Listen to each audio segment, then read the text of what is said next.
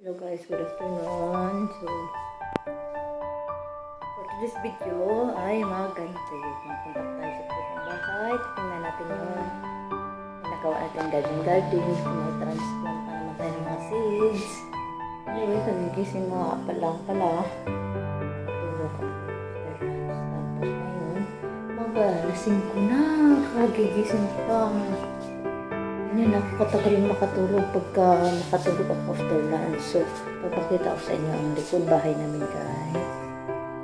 So, dito nga pala ay mag-voice over tayo dahil sobrang ingay ng asong yan. Sobrang istorbo talaga siya. So, ito nga pala yung tanim namin sa likod. Yung papaya na walang tigil sa pamumunga. Ganyan lang talaga yan siya lagi guys.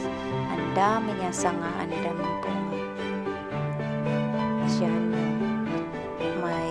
Sili kami yung maliliit na maanghang at yun nilagyan na namin ng fence yung buong area namin, temporary fence muna. At may isa na naman akong bagong tambis, hindi ko alam ng Tagalog nito, basta yan sobrang liit kasi ano siya, markoted. Tapos ito yung dalawa kong markot na kalamansi. Actually, may mga bunga na yan, kinuha namin. Tapos ito yung pinagkakabalahan ko bawat hap.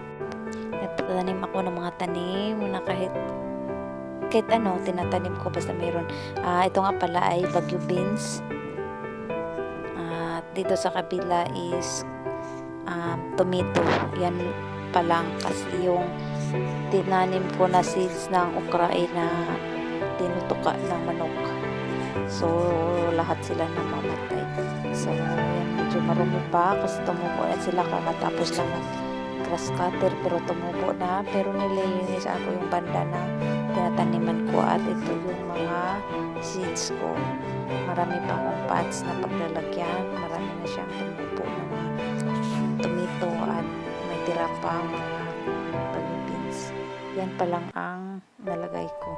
Unti-unti ko lang naman siyang ginagawa, like ginagawa ko na rin siyang exercise every hapon, mga 4 to 5 or 5 to 5:30 ganyan, mga 30 minutes lang. Tapos pagkatapos ko rin yan magawa-gawa ng konti bawat hapon, dinidiligan ko na rin sila. Tapos yan, naglilinis ako ng konti-konti. Yan, pinagkakabalahan ko since boring naman ako araw-araw na sa bahay. So,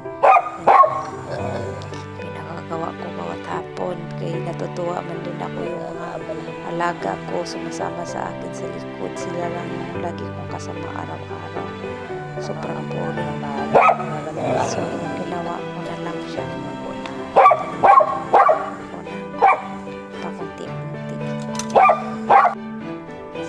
Tapos, pagkatapos ko maglinis ng konti-konti bawat hapon, dinidiligan ko na rin sila. Pinagpats-pats ko nga pala sila dahil ang hirap magtanim dito sa likod kay sobrang bato-bato siya. Ang daming bato-bato kahit saan.